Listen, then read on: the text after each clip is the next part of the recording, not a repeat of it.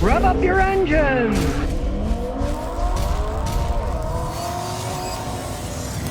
Old Gasket said, "Here's how Chevy treats their loyal customers. My dad just got a letter from Chevy, and since he is a loyal customer, they awarded with $25 on his next service off. But to get this, he can't use it for an oil change or when he needs to get his tire rotated.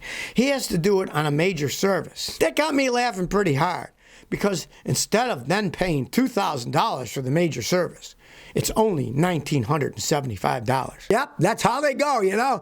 Do they really think people are that stupid? You can't use it for an oil change because, then we wouldn't be making any money. But you can use it on this massive thing. You'll save $25 out of $2,000. All those stuff are lost leaders. They always have been. That's why some of these companies say you have lifetime free oil changes. Every time you bring in it for an oil change, they try to sell you $2,000, $3,000 worth of crap. It's just a scam that everybody pulls, and GM's no different than anybody else. They're all in to rip people off to get them in. Once they get you in the door, then they try to get you for whatever they can. It's, they're sales gimmicks, and that's definitely one of them. And you treat your customers like that, why don't you slap them in the face? It's about the same thing. Delano says, "Is 0W16 rare?" If I'm not wrong, only the modern Toyota Camry and Honda Fit use 016 oil. I go to an auto shop like AutoZone O'Reilly, they never have it on the shelf. Is it rare? The problem is the discount auto parts stores make money by buying low and selling high. The 0W16 oil is not cheap. You can buy it in many places. You got a vehicle that's made for it, believe me. You want to use it. It's perfectly designed for those new cars, especially the GDI ones, the turbo ones. It's especially designed for that. Go to Amazon like I do. Buy it online. The locals don't have it because they don't make enough profit on it. That's the problem with a lot of stores. They're only going to sell stuff they can make a profit on. If they don't make a profit, guess what? They're not going to sell the stuff. And since it's new, they don't want to get involved in it. They're not making any money. What if they don't sell it? Those guys go by volume. And if they sell a massive volume, they stock it. If not, they're not interested. They're not making a profit on it. That's one reason I tell people, don't buy oil at the auto parts store. They rip you off. Go to Walmart. You can buy the same oil. Sometimes it's $3 or $4 cheaper than the stuff at the auto parts store. They mark it up like mad. So lost leader, you need oil. Go to the auto parts store. No. Buy it like I do on Amazon, or buy it at Walmart where they got deals. Don't buy the stuff at the stupid auto parts stores because they mark them up too much. It's a very common oil. Many companies make it, but you don't want to overpay. But at the same time, you want to use that in a car it was designed for. And there's a lot of cars that are designed for now. You'd be surprised. You want to use it, find a good place to buy it there, and stay away from the auto parts stores. Malcolm S. says, "I got 2017 Honda Civic. It's hard starting in cold temperatures, 5 degrees Fahrenheit or lower. My car fired up after 2 cranks, but my clutch and brake pedals were sticky for 10 miles. I warmed it up for 4 minutes and everything seemed fine. I'm contemplating moving where it's even colder. When would I need a block heater?" Get a block heater. 5 degrees cold enough.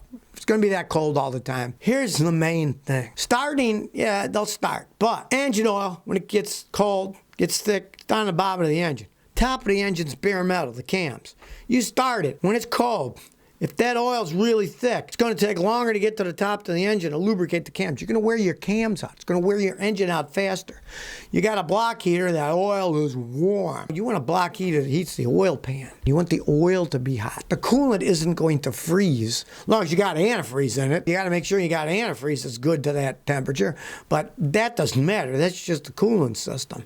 The lubrication system is the engine oil, so you'd want a block oil heater, and I definitely get one if you're going to move to even a colder place. It only makes sense to keep your engine from wearing out. Don't know here says, "I can't believe the Mercedes-Benz designers mindset. These modern ones, hey, I don't know what's going on. My neighbor's got one, and the solenoid goes bad to shift it out of park. Now, there used to be a little hole there, and you could stick a pencil in to open the solenoid so you could start it and then shift it in gear and drive. These newer Benzes still have problems with the solenoids, but Mercedes-Benz designers chose to abolish the emergency pencil opening. So every time the solenoid would freeze on my neighbor's car, he had to pay for towing and dismantle the whole console to get to the solenoid. And that doesn't even fix it because the solenoid replacement doesn't help against design flaw, and every time it freezes, you got to tow it in. I would never buy a modern Benz." Thanks for sharing. I've been saying the same thing for years. Now, you're an owner. You really know now. You can see how much cheaper the newer ones are than the older ones. Well, if it gets stuck, you push the pencil, away you go. No, we took that out. That's like, our car vehicles don't break. We don't need to do that. Yeah, they break and then you tow it to them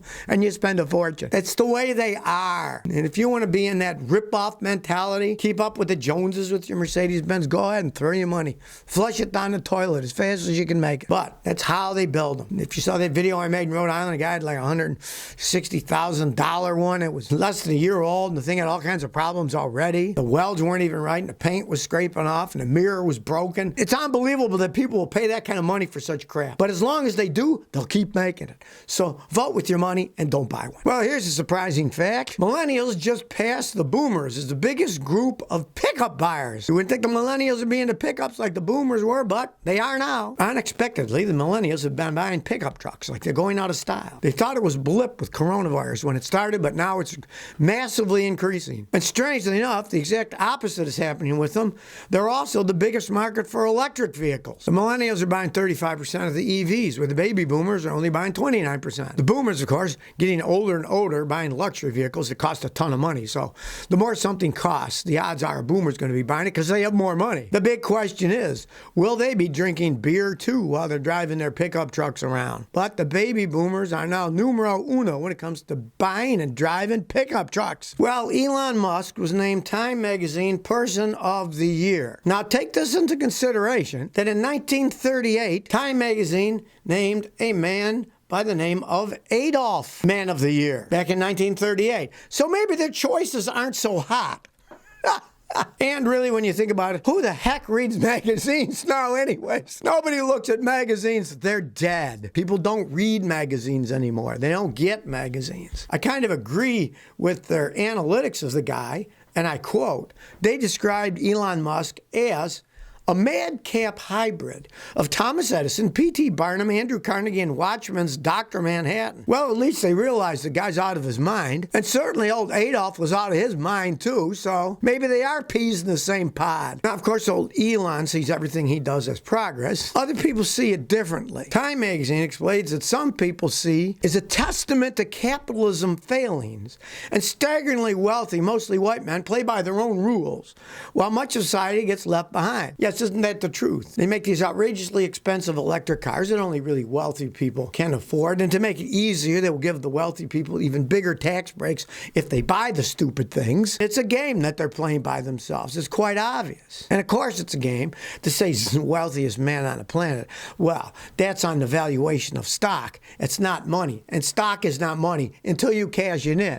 And when he starts cashing in all of his, guess what? The stock is going to come down. So he's not really worth what they say he's worth. That's just on paper. So Time Magazine picked him because they said he's larger than life. And I guess maybe that is Man of the Year. You know, the shadiest dealer of the year for the whole planet. I'd agree with that one. Well, hey, for once, the Tesla autopilot actually helped things work. There was a baby in Pennsylvania that was born on the passenger front side with the help of the autopilot. These people were driving around trying to get to the hospital, and the baby said, time to come out. And so with the autopilot going, the husband was helping the wife, and the baby was born on the front passenger seat of the Tesla. It's believed to be the first baby born in a Tesla. And the parents were even thinking of using Tess as the middle name, but they decided not to. Come on, people, let's not be stupid. Let's not name our children after our cars. It shows a total lack of imagination. Shouldn't be allowed. There should be a law against that. That's just plain stupidity. What, these people have no imagination?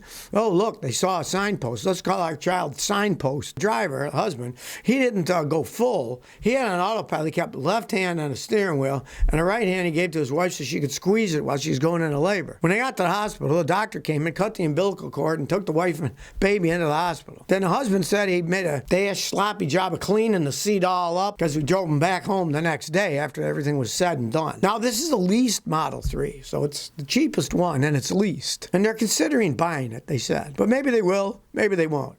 Maybe someone will get a chance of buying a pre-leased Model 3 a baby was born in, and there was a lot of goo in it. They might have missed some of it. And it didn't run into anything. So, hey, for once, the Tesla autopilot served a purpose, though the guy did have his hand on the wheel. He didn't let go of the wheel. And he obviously wasn't going that fast either. He was stuck in a traffic jam trying to make it to the hospital.